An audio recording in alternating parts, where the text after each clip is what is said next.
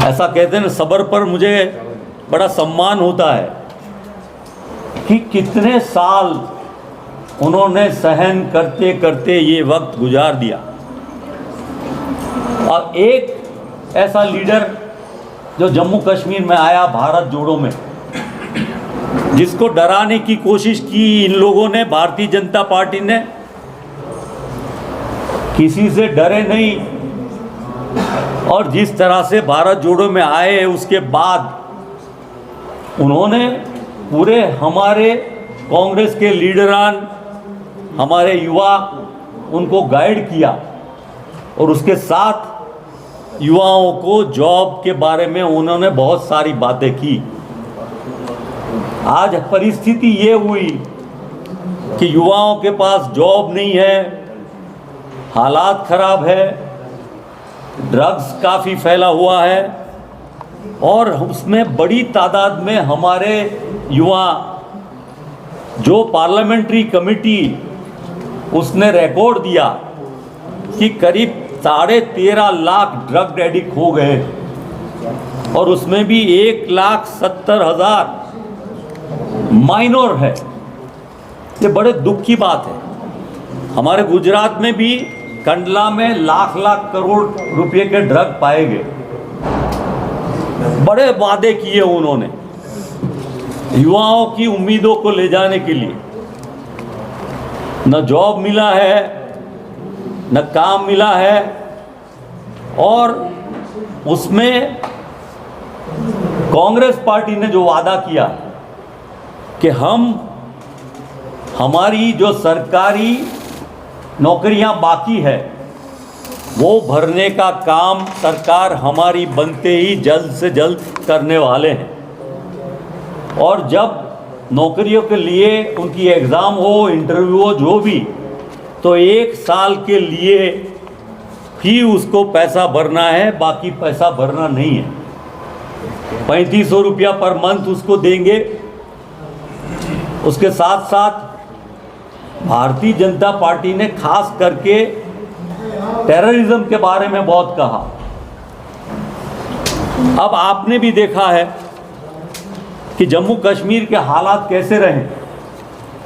अभी भी थोड़े 2 दिन पहले ही जब प्रधानमंत्री आए थे, उसके अगले दिन ही हमारे 2 युवान शहीद हो गए, जवान 2 घायल हो गए। अब पता नहीं बॉर्डर पर बाकी जगहों पर क्या हालात है। तब एक तरफ से आपने स्टेटहुड हटा के यूटी इसलिए ले आए कि आप मिलिटेंसी, नॉर्मलसी करना, उसको ख़त्म करके नॉर्मल करना चाहते थे। इतना लंबा समय जाने के बाद भी अभी वही बात आप करते। पर सुप्रीम कोर्ट के डायरेक्टिव पर अगर आपने सचमुच स्टेटहुड ला दिया होता, चुनाव तो करना ही पड़ना था। पर बीच में ये भी लगा कि कुछ एक्टिविटी की वजह से चुनाव को डिफर भी किया जाए। पर उनकी सरकार, बैसाखी की सरकार आई, पूर्ण बहुमत नहीं मिला, इसलिए वो उनको ये भी करना पड़ा कि अब चुनाव तो करना ही पड़ेगा। भारतीय जनता पार्टी जब रूल करती है तो हम देखते हैं कि अंग्रेजों को याद करते हैं। अंग्रेज क्या करते थे तो कि डिवाइड एंड रूल करते थे। ये भी डिवाइड एंड रूल करते हैं और इसलिए ये यहाँ वही नीति अपनाते। जम्मू कश्मीर में एलजी के रूल को लाके पूरा एक्सप्लॉयटेशन का काम करते। यहाँ की ज़मीन, यहाँ का पानी, यहाँ की बिजली, यहाँ के माइनिंग, यहाँ के रिसोर्सेज, उसको वो एक्सप्लॉइट करना चाहते हैं। और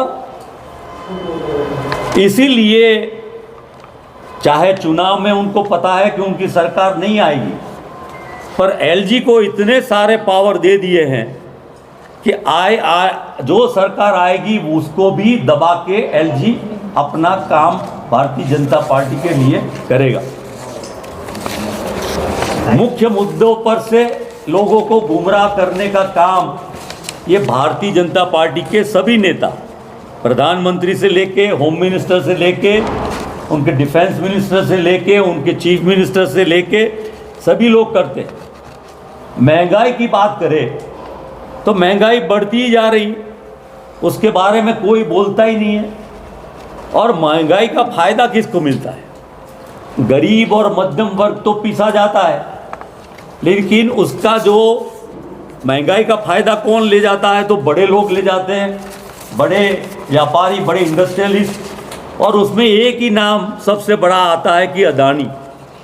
किसी भी चीज़ में देखा जाए तो, क्योंकि वो महंगाई कम करना ही नहीं चाहते, इन्फ्लेशन को घटाना ही नहीं चाहते। इन्फ्लेशन बढ़ता है तो फ़ायदा किसका होता है? वही बड़े लोगों का होता है और सभी कमोडिटी का। इसलिए उन लोगों को, अभी आपने देखा होगा कि महाराष्ट्र में पावर प्रोजेक्ट का अलॉटमेंट हुआ, उसमें इधर उधर करके भी अदानी जी को 6,800 करोड़ का पावर प्रोजेक्ट मिला।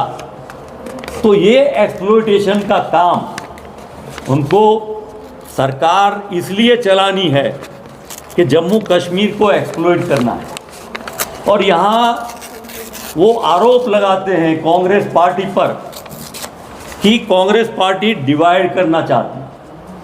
कांग्रेस ने हमेशा जोड़ने का काम किया।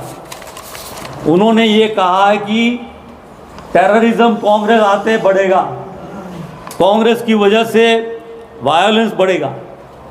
अरे भाई, आपने देखा होगा कि राहुल जी अकेले चल के यहाँ पैदल आए और उन्होंने नफ़रत के बदले मोहब्बत की। नफ़रत छोड़ो, भारत जोड़ो, मोहब्बत की दुकान की बात की। वही बात है, स्टेटहुड लाओ और मोहब्बत से रहो। यही सॉल्यूशन है जम्मू कश्मीर में शांति का, अमन का, भाईचारे का, नॉर्मलसी का और बहाल करने का। और उसके साथ साथ एक डायरेक्टिव, एक प्रोजेक्शन, हमारे मैनिफेस्टो जो कल रिलीज़ हुआ, आपने कल देखा, उसमें पूरी बातों को, पहले तो मीडिया को ये लगा कि हमारा मैनिफेस्टो क्यों लेट आया, इसलिए कि उनकी तरह वो क्या कहते हैं, छोड़ते हैं जुमले। हम जुमले के बजाय जो कहते हैं सो करते हैं। इसलिए हमारी पार्टी, हमारे नेता राहुल जी, हमारे कांग्रेस प्रेसिडेंट ने हर चीज़ को छानबीन कर ये मैनिफेस्टो के बारे में सोचा, उसके बारे में बात की। हमारी 7 गारंटियाँ भी दी गई। ये तो वही पार्टियां हैं, बात करती है टेररिज्म की दूसरी, पर पूरे देश में उनके बारे में जो कहा जाता है कि ये त्रिशूल और तलवार देने वाले लोग, लोगों को लड़ाने वाले लोग हैं। और उन्होंने कहा कि विलेज डिफेंस गार्ड को वो एकदम नए वेपन्स देंगे। अरे भाई, वेपन्स देने के बदलाए शांति, नॉर्मल सी करो, प्यार मोहब्बत का माहौल करो। जो राहुल जी ने कहा है, मोहब्बत की दुकान खोलो, तो ये मसले अपने आप हल हो जाएंगे। ये मसलों हल करने के लिए ये काम करना चाहिए और उसके लिए स्टेटहुड एक ही सॉल्यूशन है। ये सरकार अगर चाहती तो अभी भी स्टेटहुड सुप्रीम कोर्ट के डायरेक्टिव पर कब का वो कर देती, पर ये कंटिन्यू करना चाहते हैं एलजी को आने वाले लंबे समय को, जिससे वो अपनी मनमानी कर सके। ये कहते हैं कि स्टेटहुड आ जाएगा तो यहाँ के पावर जो जनरेट होता है, हाइड्रोलिक पावर, उसका निर्णय करने में यहाँ की जनता, जो पहले तय किया गया था, प्राइम मिनिस्टर ने भी वचन दिया था, उन वचनों पर काम किया जाएगा कि स्टेट को उसका शेयर मिलेगा। और जैसे दूसरे स्टेटों में जो 7 सिस्टर है, नॉर्थ ईस्ट में है, हिमाचल में है, उसी तरह से यहाँ फ़ायदा होगा। पर ये इन बातों को नहीं रखते हुए प्राइवेट सेक्टर में ले जाना चाहते हैं। मैं पावर में था, एक जनरेशन होता है, एक ट्रांसमिशन होता है, एक डिस्ट्रीब्यूशन होता है। तो जनरेशन मान लीजिए कि मेजॉरिटी होता था वो स्टेट या सेंटर करती थी, ट्रांसमिशन सेंटर करती थी और डिस्ट्रीब्यूशन में भी स्टेट खुद करती थी। अब इन लोगों ने, भारतीय जनता पार्टी वाले ने डिस्ट्रीब्यूशन को वो प्राइवेट सेक्टर में ले जाके अपना प्रॉफिट लगा के जनता पर बिजली के बिल बड़े आने की बात उन्होंने की है। इस बात को कांग्रेस गौर से देख रही है, रिव्यू करेगी, जिससे जनता को ये बड़े बड़े बिल नहीं देने पड़ेंगे। ये भारतीय जनता पार्टी की बात करें, हमारे गुजरात में इन्होंने जैसे यहाँ स्मार्ट मीटर लगाए, ऐसे स्मार्ट मीटर लगाने की बात की थी, लेकिन हमारे बड़ौदा, सूरत में लोगों ने बड़ा विरोध किया, जोर का विरोध किया। उसी की वजह से उन्होंने उसको स्थगित कर दिया, सस्पेंड कर दिया। पर यहाँ उनका कोई मिनिस्टर, उनका कोई नेता स्मार्ट मीटर के बारे में कोई बात नहीं करता। वो बातें इधर उधर की करते हैं। जनता की भलाई, उनका डेवलपमेंट, उनका ग्रोथ, उनका एजुकेशन, उनकी हेल्थ, उनकी आमदनी, उनकी बेरोजगारी, उनके बारे में वो कतई चर्चा नहीं करते, क्योंकि वो दिशा बदल के अपना फ़ायदा कैसे एक्सप्लॉइट करना, वो इसी काम को करते रहते हैं।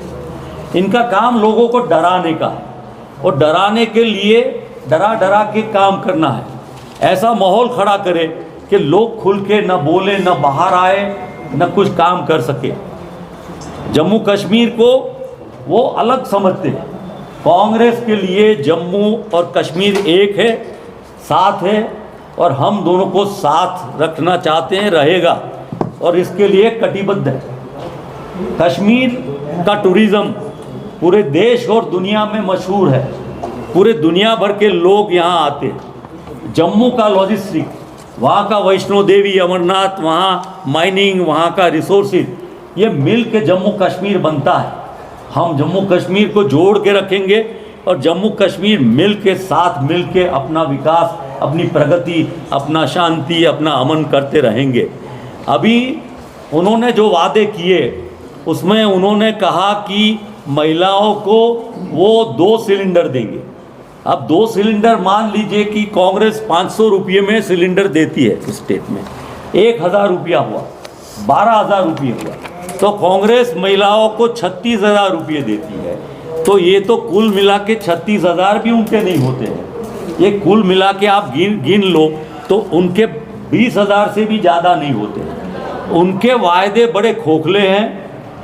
नए प्रोजेक्ट्स लाने की बात, नई बात करने की बात कि हम बहुत सारा डेवलपमेंट लेके आने वाले। ये जो नया डेवलपमेंट लाते हैं उसमें जम्मू कश्मीर के बारे में नहीं सोचते, उनके युवाओं के बारे में नहीं सोचते। ये नए प्रोजेक्ट में इनके जॉब के बारे में, कॉन्ट्रैक्ट के बारे में, कमीशन के बारे में, वो बाहर के अपने जो लोग हैं उनके लिए सुविधाएं बढ़ाने का काम करते हैं। हमारे जो पर्टिकुलरली महिलाएं हैं उनके लिए भी उनकी बातें उन्होंने यूपी में कहा था, अमित शाह जी ने, कि यूपी में कहा था होली से दिवाली तक हम आपको गैस सिलेंडर देंगे। वो उनको अब तक नहीं मिला। आप उनके के पूरे जुमले देख ले तो उन जुमलों में उन्होंने कोई भी ऐसा बड़ा काम करके जनता के लिए नहीं दिखाया। वो डेवलपमेंट की बातें करते हैं, जीडीपी की बात करते हैं। उनसे बेहतर तो जीडीपी डॉक्टर मनमोहन सिंह जी के टाइम में यूपीए सरकार में था, और उनका ग्रोथ वर्टिकल है, जहां 2, 4, 5 इंडस्ट्री वाले बहुत बड़े हो जाते हैं, पर कॉमन मैन, गरीब, मध्यम वर्ग, उसके फायदे के लिए कुछ नहीं होता। ये कांग्रेस पार्टी की बात करते हैं कि कांग्रेस पार्टी ऐसी है वैसी है। मुझे लगता है कि कांग्रेस पार्टी को वो समझे ही नहीं है। कांग्रेस पार्टी को इस देश की जनता अच्छी तरह से समझती है। कांग्रेस पार्टी ऐसी है, ये सेक्रीफाइस की पार्टी है, ये पब्लिक की सर्विस करने वाली पार्टी है, पब्लिक को पावर टू पीपल देने वाली पार्टी है, ये कमिटेड टू लोग की पार्टी है, ये कॉन्स्टिट्यूशन को मानने वाली पार्टी है, ये डेमोक्रेसी को मानने वाली पार्टी है। ये भारतीय जनता पार्टी तो ये पार्टी है कि पिछले 52 साल तक नागपुर में आरएसएस वालों ने कभी तिरंगा नहीं लहराया था। वो तो पार्लियामेंट में जब वाजपेयी की नेतृत्व वाली सरकार थी, उसमें जब सवाल उठाया गया तब से इन्होंने तिरंगे की बात की, फिर तिरंगा लहराया। यहाँ आके वो कांग्रेस को सिखाते हैं, वो ये कहते हैं कि कांग्रेस परिवार गांधी परिवार। अरे भाई, गांधी परिवार तो बलिदान और त्याग का परिवार है। महात्मा गांधी ने देश को आज़ादी दिला के ये अपना बलिदान दिया था। इंदिरा जी ने गोलियां खाकर इस देश को एक अखंडित रखा था। राजीव गांधी ने अपने आप को शहीद बना के देश को एक रखा था। और इस देश को आगे बढ़ाने में, आगे ले जाने में देश के सब लोगों को, सब फूलों का यूनिटी इन डाइवर्सिटी करने का काम राजीव गांधी ने किया था। राहुल, अभी कुछ प्रश्न पूछना चाहते हैं। अभी तो ये करना पड़ा। अभी बहुत सारी बातें हमारी ये हैं कि हम युवाओं के लिए, वैकेंट पोस्टों के लिए काफ़ी काम करेंगे। हम वो रिजर्वेशन के बारे में ये कह रहे हैं कि